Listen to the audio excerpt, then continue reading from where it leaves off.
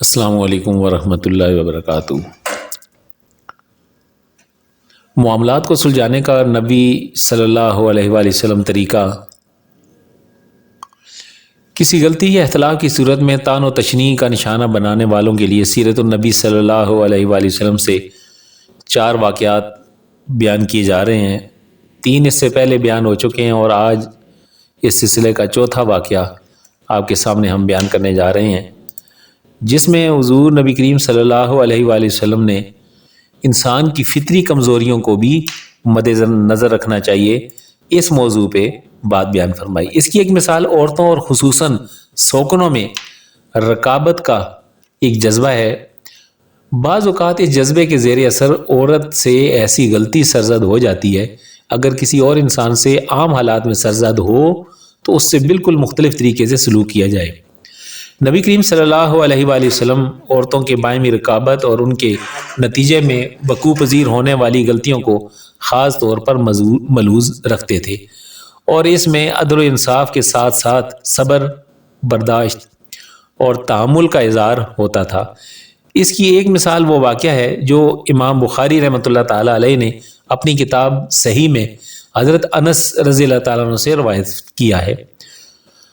آپ فرماتے ہیں کہ نبی کریم صلی اللہ علیہ وآلہ وسلم اپنی کسی زوجہ محترمہ ام المومنین رضی اللہ تعالیٰ عنہما کے یہاں تشریف فرما تھے۔ ایک ام المومنین رضی اللہ تعالیٰ عنہ نے ایک چوڑے برتن میں کھانا بھیجا۔ نبی کریم صلی اللہ علیہ وآلہ وسلم جس خاتون کے یہاں تشریف فرما تھے، انہوں نے خادمہ کے ہاتھ پر ہاتھ مارا، جس کی وجہ سے برتن گر کر ٹوٹ گیا۔ نبی کریم صلی اللہ علیہ وآلہ وسلم نے برتن کے ٹکڑے جمع کیے اور ان میں گرا ہوا کھانا ڈالنے لگے اور فرمایا، تمہاری ماں کو غیرت آ گئی۔ پھر آپ نے خادمہ کو روک لیا، حتیٰ کہ جس ام المومنین رضی اللہ تعالیٰ عنہما کے یہاں حضور نبی کریم صلی اللہ علیہ وسلم تشریف فرما تھے، ان کے گھر سے برتن حاضر کیا گیا۔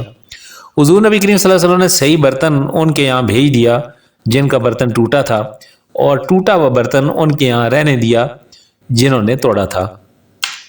یہ صحیح بخاری کتاب النکاح باب حب الرجل میں یہ واقعہ منقول ہے۔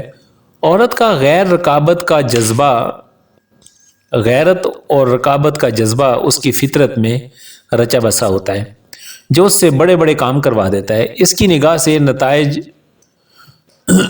پوشیدہ اور اوجھل کر دیتا ہے، حتیٰ کہ اس کی وہ کیفیت ہو جاتی ہے جیسے کسی کا قول ہے کہ عورت پر جب غیرت کا جذبہ غالب آتا ہے تو اسے یہ بھی نظر نہیں آتا کہ وادی کا اونچا کنارہ کون سا ہے اور نیچی زمین کون سی ہے۔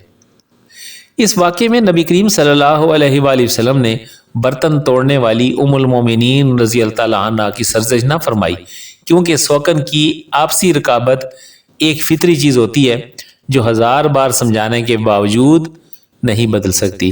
تو دوستو، یہ تھا 4تھا واقعہ جو آپ اور ہم نے سنا، اور حضور نبی کریم صلی اللہ علیہ وسلم نے کس قدر پیار اور شفقت کے ساتھ ان معاملات کو آسانی کے ساتھ نمٹانے کے لیے ہمارے لیے تعلیم فرمائی ہے کہ سب سے پہلے تو یہ ہے کہ غلطی کرنے والے سے مل کر اس کا تبادلہ خیال کر کے تو اس کو احساس دلانا چاہیے۔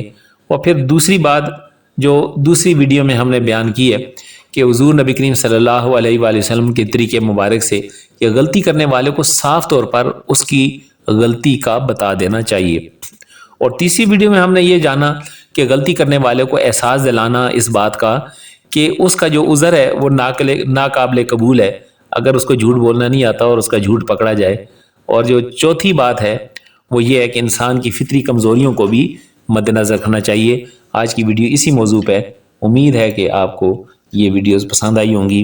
اس کو لائک کیجئے، شیئر کیجئے، سبسکرائب کیجئے اور کمنٹس کیجئے۔ السلام علیکم ورحمۃ اللہ وبرکاتہ۔